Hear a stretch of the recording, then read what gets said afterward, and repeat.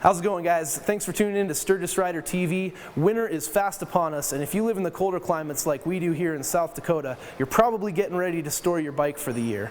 I'm here with Nick Kramer of Dakota V-Twin in Spearfish, South Dakota. He's going to give us an essential checklist of things that you need to do before you pack your bike away for the season.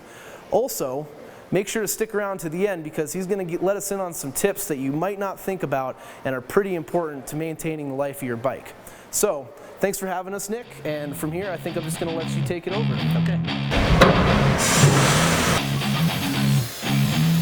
Okay, so the very first thing we want to do is always start with a clean motorcycle. This will ensure that those bugs that you have on there now won't be on there in the spring when you go to get the bike out. From there, we've already cleaned the bike, we'll move into step 2. Okay, now we're at step 2, which is to change the engine oil. During the winter months, you can get a lot of condensation inside your oil, and with fresh oil, that ensures that it'll last a lot longer before the oil begins to break down. While you're changing your oil, it's always a good idea to change your filter too.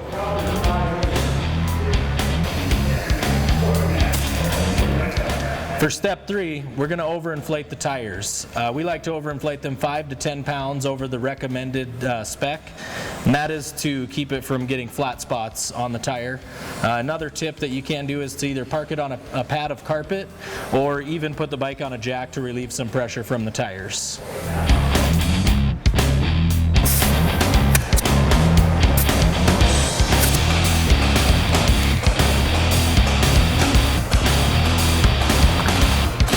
For step number 4, we're going to stabilize the fuel in the gas tank. When you're doing this step, it's very important that you have the gas tank full to prevent any rust from happening.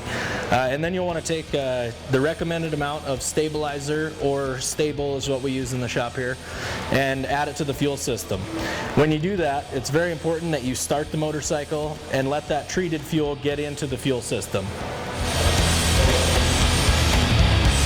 Alright, so for the next step, we want to remove the battery and place it on a battery tender. It is important that you use a battery tender and not a battery charger, as you don't want to overcharge the battery.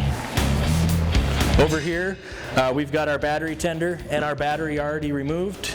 You'll want to hook up the tender.